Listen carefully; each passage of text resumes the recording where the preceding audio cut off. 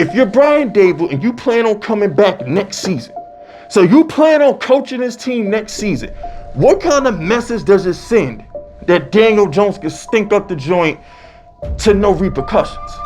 What kind of message does it send?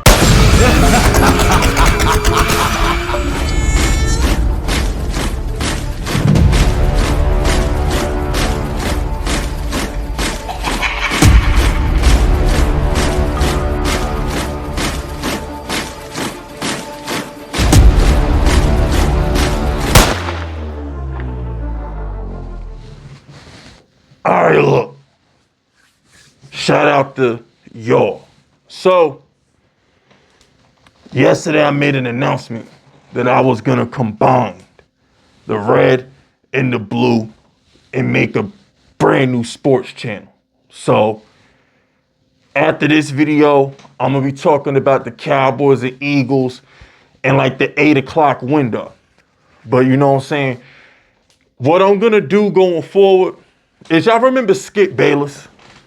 I actually like Skip Bayless. I've always loved Skip Bayless. I personally believe that Skip Bayless made Shannon Sharpe and he made Stephen A. Smith. He did.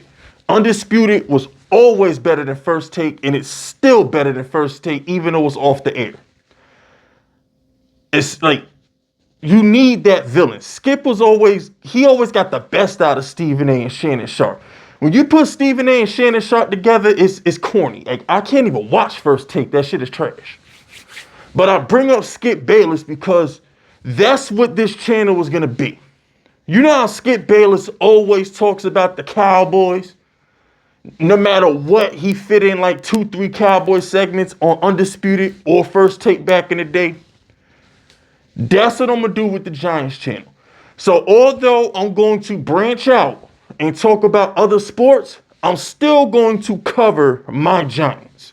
So y'all are still going to get 3 to 5 Giants videos a week because I am a Giants fan. But we're going to branch out and talk about these other things too. You feel me? So just wanted to let y'all know, got a Cowboy video coming up around 8:30, something like that. We're going to talk about Jaden Daniels this week. I want to talk about the Kansas City Chiefs possibly going undefeated. I need to branch out. Listen, just how Brian Daboll got to reevaluate Daniel Jones during the bye week, I got to reevaluate how I make my money on YouTube during the Giants bye week. Could you imagine if I don't start talking about other teams? Could you imagine? The channel will die over the bye week. I mean, I'm just being honest with you. Who the hell wants to talk about this bum-ass Giants team after losing to the Panthers? It's like, come on, bro. Like, I can't be the only Giants fan that is sitting back like, we really lost to the Panthers. Like, we really lost to the Panthers, son. Like, I want the pick. I get it. I want that pick. I want that pick so bad. But damn, we lost to the Panthers? Are we that damn trash? We lost to the Panthers. See, I live in North Carolina, okay? And I don't pay for the NFL Direct TV package.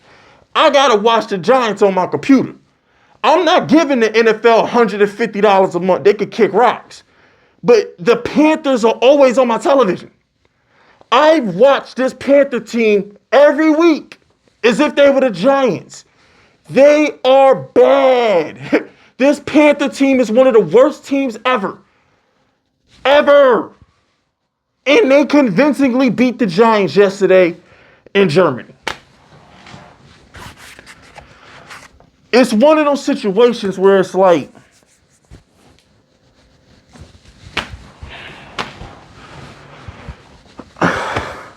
man, it is what it is, man. Listen, Daniel Jones is getting reevaluated during the bye week. Today, Brian Daboll came out and said that he's going to reevaluate Daniel Jones. He didn't commit to Daniel Jones post-bye week. Now, If I'm Brian Daboll,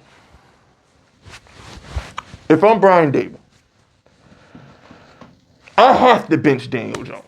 If you don't bench Daniel Jones for his performance, what kind of message does that send to the rest of the locker room? If you're Brian Daboll and you plan on coming back next season, so you plan on coaching this team next season, what kind of message does it send that Daniel Jones can stink up the joint to no repercussions? What kind of message does it send? And by the way, since that dentist butchered my sinus and on August 5th, look how much weight I've lost. Look how much weight I've lost, man. So, I can't smell or taste. Well, it's getting better. Thank God, it's getting better. 90 days later, it's getting better, but I just want it back. You know what I'm saying? Whatever. The point is, look how much weight I lost, man. Like, oh my gosh. I got to get a new hoodie. Look how much weight I lost. But, starving, not being able to eat food to do that to you. I mean, I would go a day or two without eating anything. Plus, I did like 5 miles a day in cardio. So, if you want to lose weight, eat as little as possible, do as much cardio as your body can handle, and you too can drop 50 pounds in 30 days. But, anyway, point is this. Brian Daboll, in order to maintain control over this football team going forward, has to hold Daniel Jones accountable, especially considering the fact that he has the injury clause, so we can't get him hurt. And on top of that, he stinks. He stinks. He has to bench Daniel Jones out of the bye week. He got to do it. And here's another thing too, right? Brian Daboll runs Daniel Jones entirely too much. Daniel Jones took some hits yesterday that had me cringing because I don't want him hurt. Like, he runs Daniel Jones all game long. Like, there's just no risk. I'm like, bro, you got one of the most fragile necks since Stone Cold, Kurt Angle, Daniel Jones.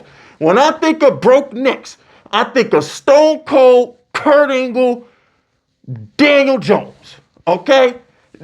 When I think of fragile necks, that's who I think about. And I'm just sitting back like, damn, bro, like, if he gets hurt, we're stuck with the guy. So at this point, man, Daniel Jones has to be held accountable for losing to the Panthers. His hometown team, by the way, because remember, Daniel Jones is a Panther fan. So you lost to your hometown team in Germany because you suck. You threw 2 red zone picks that were just flat out absurd. One bounces off a dude's forehead and the other guy catches it. And then the other interception, I still don't know how he caught the ball and stayed in bounds at the Turbo Tracy. That's the football gatekeepers. The football heavens themselves are opening up and telling the Giants, get rid of this guy. That's a sign. That's a sign from above. Get rid of him. You know how Mahomes, Josh Allen, Russell Wilson in his prime, you know how they find ways to do magical shit? Like when they scramble out the pocket or they're under pressure, they just throw up some bullshit and they complete it. Brett Favre.